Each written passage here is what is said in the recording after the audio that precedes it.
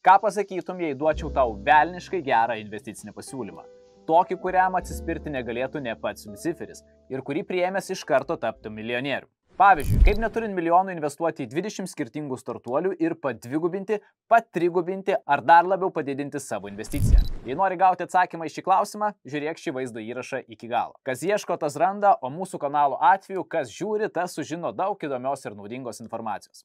O gal norėtum praskipinti 9 investicinio pragaro ratus ir tiesių taikymų patekti į investuotojų rojų? Jei taip, sveikinu, esi lengvas grobis skemeriams ir investiciniams spekuliantams žadantiems garantuotą 100% metinės grąžos. Jeigu ne, matomai tavo angelas sargas rūpinasi tavo finansiniu išprusimu ir jau tau yra įkalęs į galvą, jog investavimas tai ilgalaikis procesas. O jei jau prakalbam apie archangelus ir kitas sparnuotas būtybės, ar žinai, kuo užsiima angelai investuotojai arba verslo angelai ir kaip paprastai ir nesudėtingai tapti vienu iš jų? Jei taip, laikas mums už pastangas ir gali apeiti šį video kaip velnias apeina bažnyčią. Jei ne, kviečiu kartu pasibelsti į rojaus vartus bei pasižiūrėti šį vaizdo įrašą iki galo. Tai koks vaizdinys pirmiausia šauna į galvą, kai išgirsti savoką angelas investuotas? Tarp debesėlių skrajojantis, sparnais plazdantis ir pinigus laisva ranka dalinantis gyvis, ot ir nusidėjai, tačiau tau bus atleista. Finansų srityje verslo angelu vadinamas aukštas pajamas uždirbantis asmuo, kuris investuoja į privačias, jaunas bei inovatyvias įmonės turinčias eksponentinio augimo potencialą. Be to, tokie asmenys investuoja pinigus ne tik į startuolius, bet ir į žmogiškuosius išteklius. Štai Suomijos verslo angelų tinklas yra paskaičiavęs, jog kiekvienas investuotas milijonas vidutiniškai sukuria 19 papildomų darbo vietų.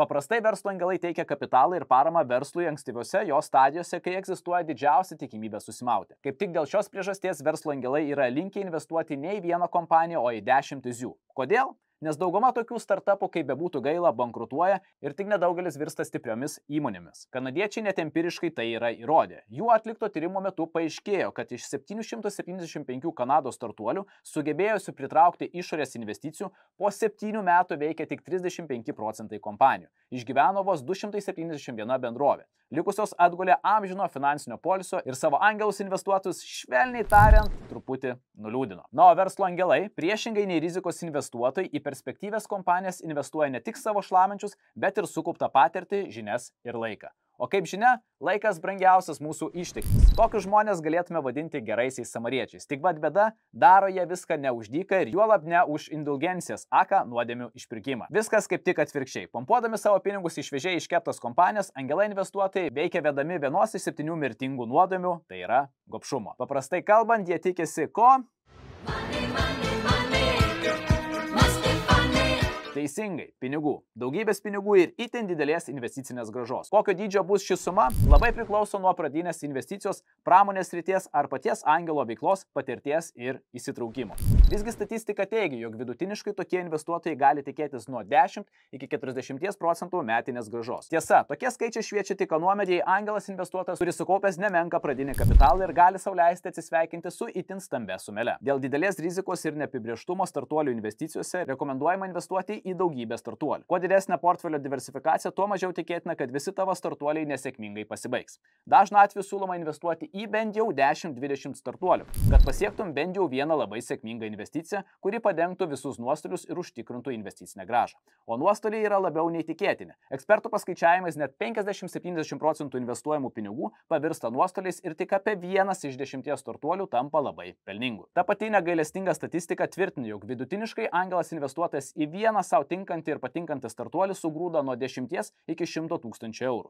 Norint pasiekti norimą grąžą, paprastai reikia diversifikuoti savo portfelį ir investuoti į daugelį skirtingų startuolių, kad padidintum savo šansus rasti vieną ar kelis labai sėkmingus. Taigi, pinigų suma, jeigu imam hipotetinį atvejį, 10 startuolių po 10 tūkstančių eurų būtų minimum 100 tūkstančių eurų reikalingų pinigų. Neturi tiek, bet vis tiek nori investuoti į startuolius? Neišjunk video ir pabaigoje papasakosiu, kaip investuoti į 10 skirtingų startuolių, turint tik 10 eurų. Na, o grįžtant prie investicijų į startupus, greitos grąžos, kaip ir visose investicijose, čia irgi nerasi. Startuolių grąža gali užtrukti. Dažnai praeina nuo 5 iki 10 metų, kol startuolis tampa pelningas arba pasiekia sėkmingą išėjimą, tai yra IPO arba pardavimą. Bet baikime kalbėti apie hipotetinių asmenų kišenių turinį ir pažiūrėkime, kaip tai veikia praktiškai. Realybėje ir su tikrais žmonėmis. Pavyzdžio toli ieškoti nereikia. Facebookas. Girdėjai apie tokį? O štai apie pirmąjį veidaknės verslo angelą, kaip ir kiekvienas normalus lietuvis, tikriausiai nežinai nieko. Pristatau tau Peterį Thielį. Šis vyrukas 2004 vasarą nusprendė investuoti $500 000 ir dar $1 į bene garsiausią socialinį tinklą. Facebooko vadovybė mainais pasiūlė Peteriui 10,2% bendrovės akcijų bei kam ten smulkintis vietą įmonės valdyboje.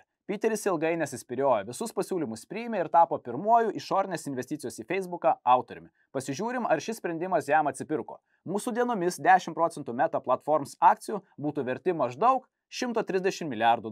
O tai, leis paskaičiuosiu vietoj tavęs, sudaro tik 86% metinę grąžą 20 metų iš eilės. Skamba too good to be true, visų šventųjų vardų garantuoju, būna žymiai geriau. Štai bene garsiausios investicijos titulas priklauso verslo angelui Andy. Jis 1998-aisiais suinvestavo į Google 100 000 savo pinigų. Iki šiandien nėra žinoma, kiek kompanijos akcijų jam atiteko už tokią investiciją, tačiau manoma, jog tai buvo tarp 2,5 ir 5 milijonų šerų. Šiuo metu tokia verslo dalis būtų verta nuo keletos iki $14 milijardų. Tiesa, Andy kantrybės iki mūsų laikų neužteko. Vien tik per patį Google IPO jis pardavė dalį savo aktyvų ir iškart susišlavė apie $30 milijonų. Nieko savo investicijos atsiperkamumas. Investuota 100 000, o pasiimta 30 milijonų. Įdomu, kiek dar Google akcijų valiojasi jo portfelėje mūsų dienomis. Beje, aš ne Andis, po paslaptingumo skraistę jau seniai nesislapstau. Jeigu nori susipažinti su mano investiciniu portfeliu turiniu, sukalbėk 10 tėvė mūsų ir 5. Gerai, jokauju. Tiesiog paspausk nuorodas, kurias rasi po šio vaizdo įrašu ir stebėk mano investicijas visiškai nemokamai. Ką perku, ką parduodu, kur uždirbu ir taip toliau. Tik daryk tai ne dabar, o pasižiūrėjęs šį vaizdo įrašą iki pat galo, nes tik tokiu būdu nepraleisi svarbiausio. Kaip investuoti į visą krūvą perspektyvių startuolių kišenę, atiturint viso lapo varganą 10 eurų. Bet grįžkime prie kitų žmonių uždarbių. Juk svetimus pinigus skaičiuoti mėgsta visi. Chris Saka, dar vienas itin sėkmingai šaudantis angelas investuotojas. Jis 2010 metais investavo į Uberį $300 000. Investuotojų sektos gretose šnabždamasi, kad prieš pat Uberio IPO Chrisas kontroliavo apie 4% kompanijos akcijų. Kiek jis jų pardavė, o kiek pasiliko, paslaptis kelinti daug kalbų ir spėlionių. Visgi šiuo metu vyruko turtas vertinamas daugiau nei 1 milijardo žaliųjų, o paties Uberio kapitalizacija jau viršė 150 milijardų. Beje, Chrisas visų savo pinigų vien tik į vieną įmonę nekiša. Suprask, investicijas diversifikuoja. Plačiai žinoma, kad šis verslo angelas buvo tarp pirmųjų, kurie investavo į Twitter platformą. Ten įsidarbino 25 000 savo santaupų. Beje, save patį irgi. Oficialiai žinoma, kad Chrisas buvo ne tik vienas pirmųjų Twitterio investuotojų, bet ir vienas pirmųjų jo userių. User number 102, jei jau būti tiksliems. Kalbama, kad per Twitterio dabar jau Just X'o IPO Sakoso fondas valdė didžiausią socitinklo akcijų paketą. Laikė, o tada atėjo Muskas ir...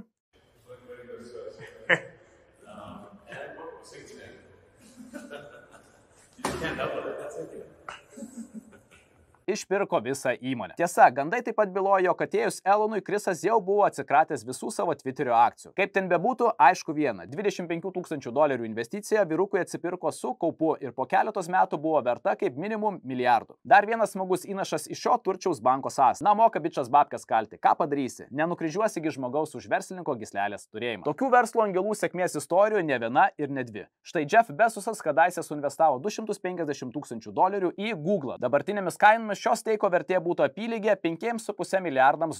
Jimas Gotsas savo investiciją į WhatsApp padidino 58 kartus, suplojo pilietį $60 milijonų, o atgal įsigudrino gauti net $3,5 milijardus.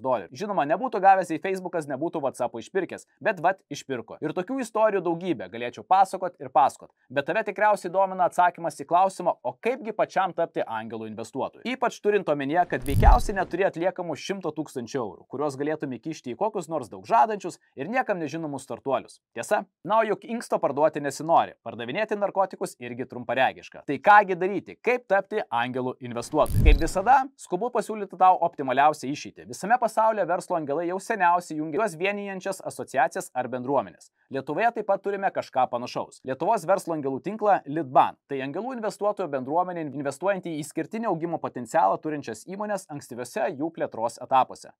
Paprastai kalbant, tai savotiškas tiltas jungiantis startuolius, kuriems reikia papildomo finansavimo ir asmenys ieškančius naujų investavimo taikinių. Organizuojami startuolių pitchai, panašiai kaip Shark Tank Amerikoje, tik ne televizinis variantas, o lietuviškas. Pats asmeniškai taip pat priklausau šiai organizacijai ir jau esu investavęs į ne vieną startuolį, bet kaip ir daugelis angelų investuotojų susiduriu su kapitalo trūkumu, kad užsitikrinti pakankamą diversifikaciją. Gerai, jog verslo angelų tinklas ne vienintelė tavo galimybė tapti verslo angelu. Šioje vietoje galiu tave nudžiuginti, nes pagaliau ir mes lietuviai galime naudoti Scrum Scramble platformą. Jei dar nežinai kas tai platforma, kuri leidžia paprastam investuotojam, tokiam kaip aš, tu ar bronius iš kaimyninio namo, investuoti savo kapitalą į sparčiai augančias įmonės aka startuolius. Ir patikėk manim, milijonų čia tikrai nereikia. Minimali investicija suma tokia pati kaip ir gerų pietų kaina – 10 eurų. Scramble veikimo principas irgi itin paprastas. Kiekvieną mėnesį platforma analizuoja rinką ir atrenka perspektyviausias kompanijas, kurios siekia pritraukti kapitalo iš išorės. Sudeda viską į atitinkamus paketus, o toliau dar lengviau. Šios įmonės